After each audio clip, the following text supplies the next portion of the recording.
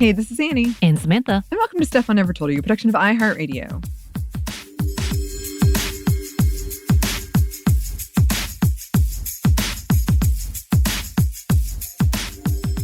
And today, we thought we would do a look back on when Samantha and I first got our start. Yeah. Our anniversary, our podiversary, as you recently podcast anniversary.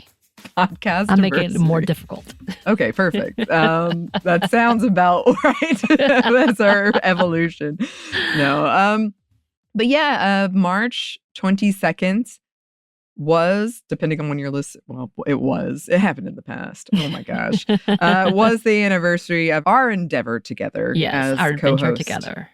On this podcast. We launched in 2019. And I just thought we would take a look back at that and see how things have changed, how we feel about it. A brief content warning, because when we both started, we came out the gate strong with the miniseries on trauma. It was a 13-episode miniseries. I don't think we're going to go too in-depth into anything, but you never know. It will be talked about, at least. Yes. But yeah, I know we've told this story before, but very briefly, after Bridget left, there was a period where I was just having guest co-host all of the time, and we were looking for a new host. We had like spreadsheets of people we were asking, and I believe that it just so happened I came to a cheese and wine night at your place, and it just sort of came up. Like maybe because you were doing your thing where you were asking me questions and I was like, oh, I've had this trauma in my life. And it just sort of came up like, maybe we could talk about that. Yeah. Yes. And I know if you want to explain, I know you've talked about it before, but you told the listeners before, but you are good friends with previous host Caroline. Mm-hmm. Yes. Yeah. So I definitely... Again, this is one of those things when you go to a college around the same year, you realize you have a lot more in common, and then like people cross over and it becomes a small world essentially. Because I actually knew Kristen as well previously because her older sister and I are very close, and we met at UGA, University of Georgia. So we kind of met through that avenue, and that was kind of like, oh, she's a secondary friend of mine essentially because sister of my good friend who she's going to come. And we're going to go see Les Mis this year. I'm really excited. Oh, cool. Because we love those. We love that musical. Anyway, Anna and I are so excited. But, and on the other end, I met Caroline through a friend of a friend who I had known for a while, that because of UGA. Like we actually had same friend group in Athens, which is where UGA is. And then we came to Atlanta and we all started hanging out because, again, you know, you leave college and how do you make friends? You have to reconnect. And I met Caroline, and from, I think our first interaction, which was like, this was when I was actually sociable and cute, and I'm like, oh, let's be friends, whatever, whatnot. And I realized that she was working with Kristen. And so I was like, oh my God, you know, small world, let's be friends. And from then on, I met you through her, which the first time we met was at she had just finished her book, Unladylike, at the time. And she had literally kind of just holed away. And I had not seen her. And she decided to have a giant celebration because she was actually finished. And I met you and Sarah, and I met y'all at the same time. And then we started hanging out slowly. I'm trying to remember how you ended up getting invited to my cheese night. Like, I'm sure I invited you, but I can't remember the beforehand. What was the beforehand? Well, okay, first of all, I remember meeting you because you did the thing that I complain about with people with dogs, where you were like, I have to go because of my dog. Yes. And it was like bright outside. I was like, you haven't been here that long.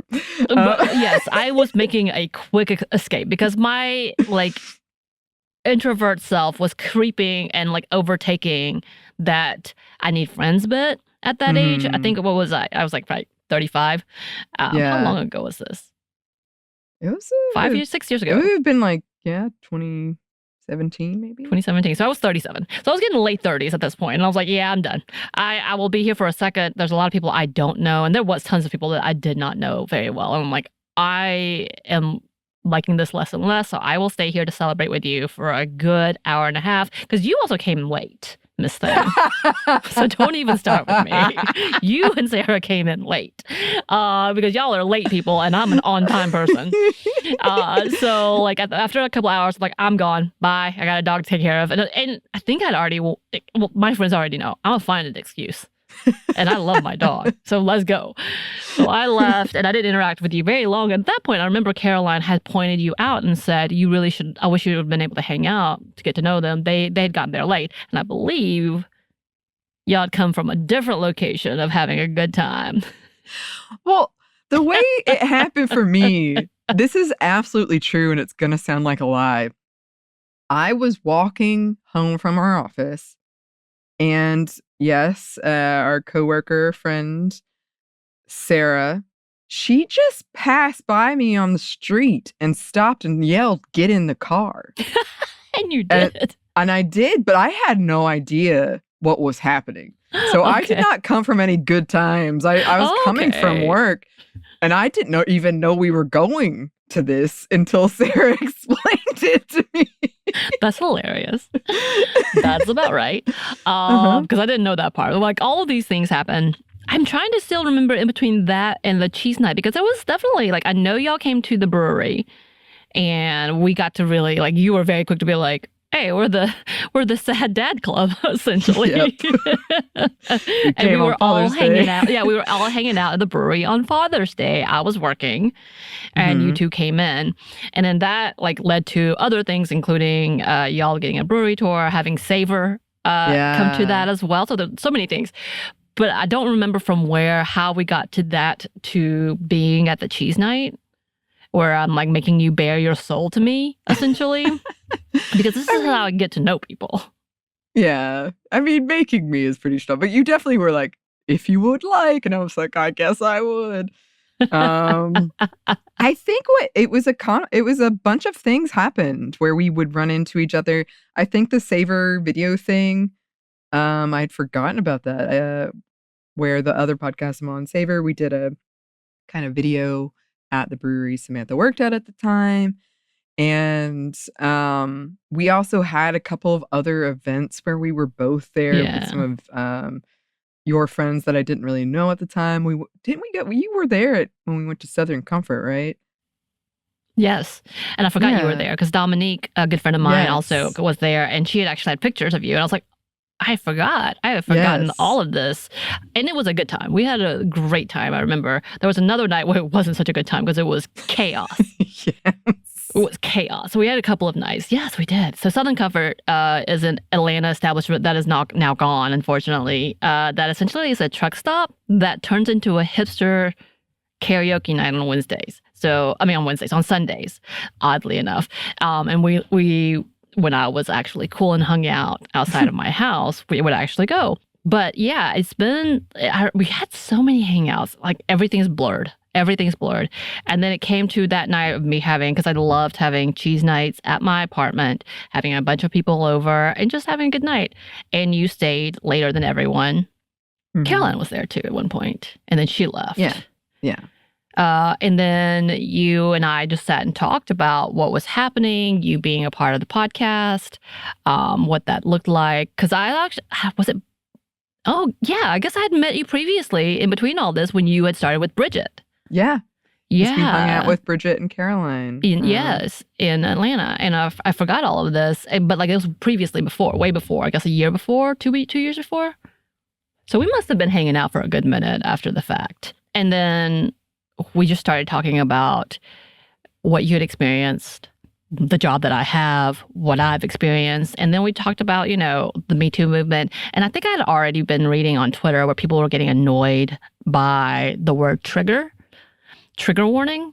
And I was like, that's so, like, I get people not liking catchphrases, essentially, or things that are overused, but this is actually necessary, and I think should have been something from the jump, because we talked about like TV ratings and music ratings and how that came about eventually. But like, having that conversation of what that looks like and trying to let's talk about something that's really important to you and to me, and as well as the fact that this is something that I can walk with you in your trauma process. Mm-hmm. And we can do this being a transparent duo in a way that I can be your support as a social work friend. So I know this route, as well as talk about my own stuff, and then just explore what that looks like on a deeper meaning. And that was essentially it. And I think at this point was when I was like, and also, I'm crying every day from my work. Let me see if I can find something less traumatic. Mm-hmm.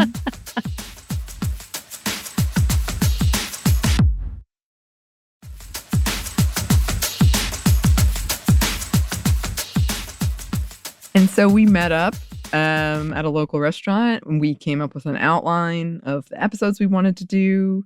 It quickly ballooned into more than that, but we decided, okay, we're going to do this mini series on trauma. And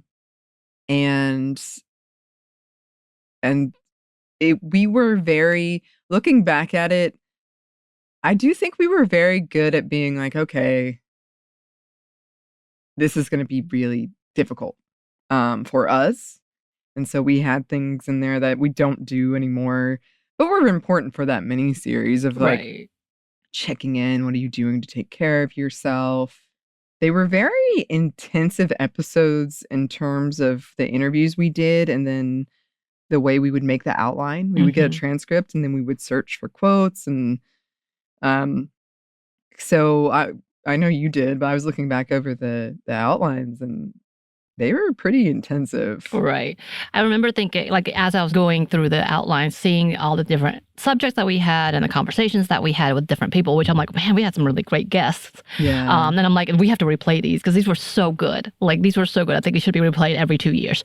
But I went through and I was like, yeah. And that was when, like, Andrew was our producer at the time. Poor dude. I'm like, yeah, are you okay? Are you okay hearing our stories? Right. Are you traumatized for us? Okay, great. With us, rather. But like going through those transcripts and bringing it to us and be like, okay, here it is. This is what it looks like. How do you want to do this? And being really open to everything we asked, like everything we needed to do with the bonus episodes, because it is a lot of work. And it was extra for him with those interviews, pasting back and forth, because we were like, we want this here, we want this here. Which now our interviews are a little different because we just do it directly and go on with it. Right.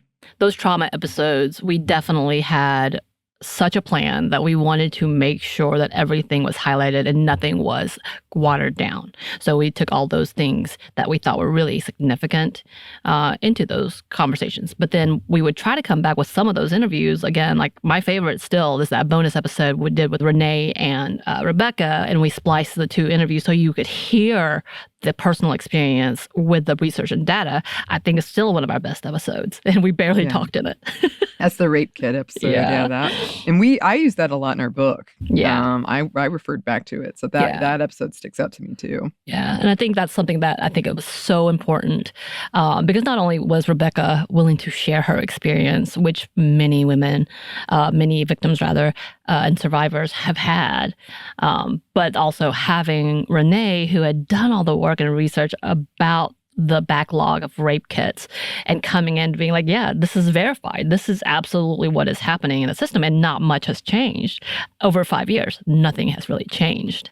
And I think that was something that was important to us, our transparency with the therapy session, which actually I feel like that was the catalyst to what I'm like, we need to do this. Because we wanted to normalize trauma therapy. We wanted to open, and not that you don't need therapy for everything, you should have therapy for everything, but having a conversation, because one of the first things you had told me was that you had done therapy once. It was so traumatic that you could not do it again. Like you were like, I'd have to be in a good place. I do think I need it, but these are the things that I can't do. And me sitting here going like, oh my God, let's talk about this, because you're not the only one. And this is what this looks like. And we need to have that depth of conversation of why it's important to have a good therapist. And we made sure to have that as part of our episode, as well as the fact that I did the research on finding Dr. Coleman and her specialty, as well as her availability. And I think she did an amazing job. I really, really did like her. When I stopped doing therapy, I wanted to come back to her, but she was overbooked. I was like, of course she is. The SMNTY effect. But yeah, right. No, she just kept. She's just good. And she works a lot with trauma and survivors. And I thought that was so important. And also she works with the queer community as well as a lot of marginalized communities. And it was like all these things that were like, yeah, this is the requirement. Let's have this. On top of the fact that therapy has changed. Like that was the beginning of telehealth. Yeah. Honestly, like at the forefront of it. I think BetterHelp was coming, but it wasn't accessible to everyone. And not that that's not an ad, that's not a sponsor. We know there's a lot of problems with it. You need to be very, very careful of who you pick and choose for your therapy, and you need to be able to shop around. Like that's a worldwide truth when it comes to therapists in general, and you have to find someone who is specialized for you. But all of that to say is like that's one of the things that we wanted to talk about, how to find a good therapist, what it looks like to have good therapy, and the fact that sometimes you just get stuck. And not all of it's going to be emotional. Some of it is emotional. I think both of ours were emotional for two different reasons. Mm-hmm. But we wanted to also be the example in what that therapy session may look like. And Dr. Coleman was a trooper, I swear. Like she was like, let's go. And she was making sure that we were okay throughout the process as well. And I loved that. But I think that honestly was the beginning of like, okay, you've been through this trauma thing. This was your response. And this is where we are. And this is how we're talking about it as a society. Let's break this down a little bit. And I think it was like for my introduction to podcasts, I felt comfortable in that it was at least in my field. Right. I don't think I could have come in talking about religious trauma straight away, because there's a whole different conversation, like coming in and having that kind of breakdown and having a moment to be like, okay, yes, this is something I know. This is something that I've seen. And I can talk to you about grooming as a professional because I've seen it. I can tell you what it looks like. I've experienced it. You've experienced it. But let's talk about the professional level. Let's talk about CSEC or the commercially sexually exploited children and what that looks like. And we need to have this better view of trafficking because and I hate the word romanticizing, but it is kind of like a romanticizing of what sex trafficking looks like today. And the fact that we need to like, no. We need to have a true breakdown of what this looks like because it's an intersectional issue that people don't want to see. People just see victims. Oh no, help the victims, and it's all poor white children or poor white women who just got kidnapped. And that's like that. Sometimes that happens, sure. But that's not the majority of the case. And this is an intersectional issue, which oftentimes is like dropped by the justice system because they think of that one type and do not believe any other types exist, which is a problem. So all these things are like, these are so important. Let's just build on it. So I got so excited because these are things that I have dealt with, but didn't have a platform to talk about or talk through. So I feel like that was a good introduction, a heavy introduction, but good for me, especially as I was like stepping away from actual practice into like this medium, which was, I think I joked about this before because Caroline a long time ago and I sat on her patio. I was crying on her patio because I was distraught because I was making $32,000. No, at that point I think I was making $29,000 a year living in Atlanta and not knowing how to move on from all the debt that I had trying to do social work, as well as the fact that I could not imagine doing anything else because I had that guilt that I had to help everyone, help the children, help the marginalized. I have to help them. And that meant sacrificing my mental health, my physical health. So all of that and sitting there and she kind of was like, you want to do podcasting? And I was like, no. Oh my God, I could never. Like I actually said that to her. Jump cut to cut to like literally 5 years later. I'm like, yeah, I think I do actually. And I'll just take yours. Thanks. I'm just kidding. But like having that conversation, because I could not imagine what that looked like being an advocate without sacrificing my physical and mental well-being. And then coming to that to being introduced into a platform, to this platform, and being able to talk about and correct misinformation, hopefully correct some disinformation, and then also bring awareness to this with you, like with you having all the facts and the research behind it. Yeah. Looking back at it, we did a great job of finding people to talk to. We had amazing interviews, cutting those interviews together across this 13 episode miniseries. But also we gave those facts, but we also gave kind of the emotional part of it, or our own personal part of it. And one of the reasons why it stands out to me is that if you're asking like, well, why don't you do that anymore? It's because it took forever. Like we started working on it months before it came out. And when you have a show that publishes as much as we do, that can be impossible, Right. or very, very difficult to do, because at the time we didn't know Samantha was going to stay on. So apparently I did, because I was pushing real hard. You did. You kept joking about it. And you know, that's not to say I love what we do now. It's just like the realities of our workload is that different. It's different. Literally went from 2 episodes a week to 5 to 6, as well as your 1 episode with Savor to 2. Yep. Everything double, tripled since then. Yeah. And I think, you know, there are ways we could maybe do it again in the future. It would be difficult. It would be really difficult. But when I think about this, it also really did change my life. I mean, not only did I get you, yes, but that was kind of my first therapy, like actual sticking with therapy for a long time. And then there are just so many things that I think about, that I still think about, that I learned from that miniseries. There are people I still think about, people that we interviewed that I still just stuck with me. Obviously, because when I did the rape kit chapter, I referenced it because that was such a powerful episode to me. And then we talked about like hiking. I still think about that interview we did. They're still around. We should bring them back in. We should bring Jessica. I think she's in Florida now, though. Well, you know, that's remote podcasting is a thing. Bring everybody back in. We still have to play that game with Renee. I know. Suffragetto. Yeah. Yes. Maybe we'll do a long-running series on something less dramatic and just be games, and we just play them. I would love that. Let's go. I would love that. Somehow we would make it dramatic. I don't know how. Yeah, we're really good at that. We are. Well, anyway.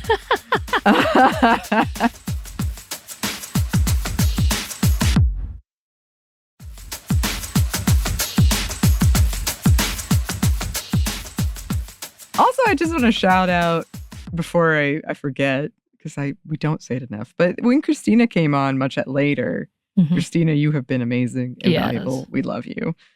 Every person we've worked with has been so great and listening. I remember after I did my therapy thing, Andrew came in and like sat with me for a minute. Like, so very kind people were lucky to do, because these topics can be really difficult. And I will say one of the things when I think back now is that I, first of all, didn't know I was asexual yet when we did this. I think I was starting to think like maybe, but I didn't know that. So that has really changed. And some of the stuff I talk about in those, like personally, my understanding of them have shifted because of that. Another thing I will say is that, and I know I said this in the trauma miniseries, but some things I like, I'm afraid people that come from a small town, they would know who I was talking about. Right. And I was kind of living under this hope. No one will find it and no one will listen to it if they do, which I think is sort of showing how I never use social media, but like everyone else does. which is, fine. But it was when my mom read the book. Actually, the thing that scared me more than her reading the book was she would listen to this miniseries. Right. 'Cause I think what I talk about in here is, I hate to compare traumas in my life, but I think what I talk about in here scarred me way worse. Yeah. And she would be more upset by that. And so after she was like, oh, I should go listen to your podcast, I was like, please don't, please don't, please don't. So I think that is one of the things that I'm glad that we did it. There's nothing I regret, but some nights I lay awake thinking about it. Right. I remember having that conversation with you about who's going to listen, and both of us having a moment of like, oh my God, what if our parents listen? But between the two of us, your parents are more likely to listen than mine. Right. Your mother specifically. And it was also before your father's death. I remember thinking that. Mm-hmm. It was around your father's death, but it hadn't happened yet. So you still had a lot of that trauma lingering over you as well. And the relationships with some of your family members were rocky even then. I'm like, I know it's still constant, but like you've gotten leaps and bounds into where you were then versus, and especially with like you being able to talk to them to where you are today. And again, like part of that was your sexuality and trying to figure all that out. Which I was learning with you. I was like, oh, I thought I knew. Apparently I didn't. Because I think you said it to me, actually, on one day, the couch thing. And I was like, oh, cheese night. And I was like, this is what it is, right? And you're like, You didn't want to tell me I was wrong. But after we started, I was like, oh, I was wrong. Okay, cool. You're just like, well. And then growing through that. Because I think, like, you were trying to figure all of that out, like, and that's something we talk about in here about coping and good coping and coming to being a survivor and what that looks like. But trying to decipher what was trauma, what is something that it's just you, like that's part of your identity, and you were really having a kind of a come to, I guess. I'm trying to figure out, because it wasn't like dramatic, but understanding that just because there's trauma related to that doesn't mean it negates that identity. So like all these things were swirling, I remember, with you trying to get to that point. And like part of that is also discovering still a lot of that, and also about the fluidity of it all, which is awesome because like spectrums are better, you know, in conversations when we talk about all of that. And then finding identity is also a glowing thing. It's like, it was a whole process, and I'm glad I got to stick around because I wouldn't have been able to see that. Because even though we were talking, you were still hinting at it in the trauma series, it didn't come out till much later. And I was like, oh, I've learned a lot. Still learning a lot. Love that. And finding that journey in itself, because we got to examine a lot about ourselves, but also being able to be clinical about it a little bit. Having that data was a good separation, and also like a validation in what we were trying to figure out. I believe one of the people we interviewed called it me search. Yeah. Yeah, they did. You're right. Which is great. Which is a great reference to what we did. And I'm proud of what we did. I think I'll look at that series as more of like, yeah, that defined us as a show. Yeah. I'm proud of it too. And the thing, we joke about it a lot on here, but it's absolutely true. There's a running joke, the podcaster's prayers, please don't judge me for my first 50 episodes, which, sounds like a lot, but you came in never doing this before, and this was what we tackled, and you did a great job. And I was worried I would look back and be proud, but still be like, oh. But instead I was like, we were still nervous. It's kind of, I don't think you could really hear it, but I could tell just based on, for me, how anxious I was, like, because you never know how someone's going to react to something like that, and what messages you're going to get. And by the way, you listeners are amazing. Right. That was the other part of this. It was like, I came in not knowing how to do this. And I think immediately I was like, I need a vocal coach and I need the acting coach. And I still haven't, like, obvious. But the amount of people who were criticizing me was so overwhelming. But the amount of people who were backing me just conquered all of that. Like the people who are longtime listeners who were supporting me then and signing in, so excited you're on, so glad you got to stay. We loved your portion. Like that outdid the criticism for the most part. Like, of course, I'm still always, it's like the self-esteem issues. But having the listeners, you listeners, really backing what we were doing and seeing where we were coming from and understanding and empathizing with what we were trying to show in a time that felt really, really rocky. And it was Trump era. Like, I mean, it was a rough time and we were all broken. And we wanted to talk about something that the reason why things like his presidency, his actions, and his supporters' actions were so traumatic, and why things like the trauma series, trigger warnings, therapy were so important. Mm-hmm. And so having people who understood that, yes, we lost some. That's how it happens, but we gained so much more. And the people who had always stood by us, to the people who discovered us, like it felt like a victory, and it was so uplifting that it kept us going, and keeps us going to have conversations and honest conversations like this and not feel afraid. We talked about incels. Oh my God. I know. A few times. I know. Yeah.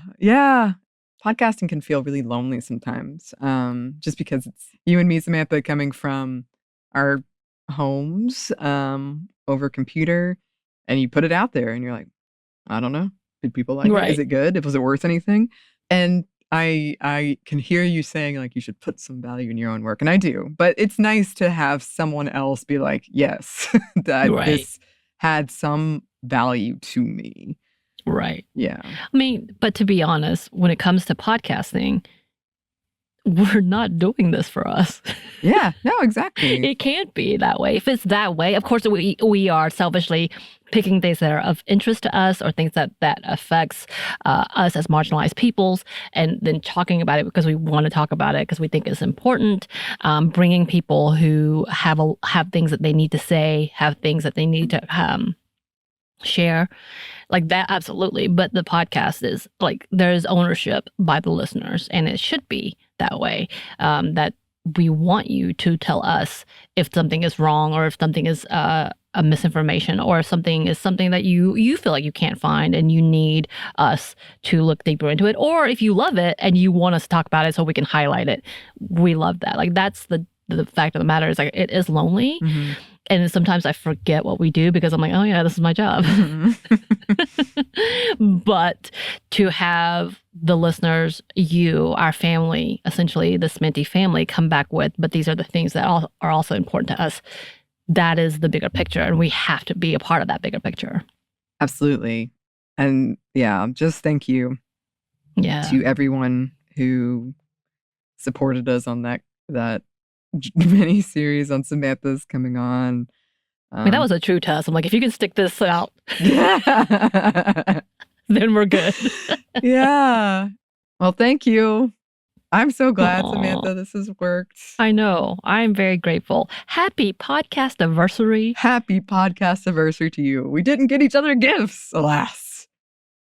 There's still time. Yeah. There's still time. Yeah. Technically, we have one more day because today's the 21st of March. As we record. Yes. Well, also, I'm not too picky. If it's close enough, whatever. We'll work it out. Technically, you still have a Christmas present for me, right? I do. I do. We're good then. Just say that's the anniversary present. No. I would never.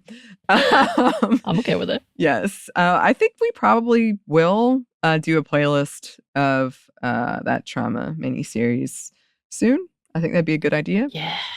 To bring it back. But in the meantime, truly, listeners, thank you so much. Whether you're newish, oldish listener, as in new when you found the podcast, older, you've been around for a while with the podcast. Either way, we appreciate you so much. We're happy to have you. And you mean the world to us. So thank you. If you would like to contact us about anything, you can. Our email is stephanie@momstuff@iheartmedia.com. You can find us on Twitter at Momstuff Podcast, or on Instagram and TikTok at Stuff I Never Told You. We have a TeePublic store, and we have a book you can get wherever you get your books. Thanks as always to our super producer Christina, our executive producer Maya, and our contributor Joey. Thank you. We love you. We love you so much. And thanks to you for listening. Stuff I Never Told You is a production of iHeartRadio. For more podcasts from iHeartRadio, you can check out the iHeartRadio app, Apple Podcasts, or wherever you listen to your favorite shows.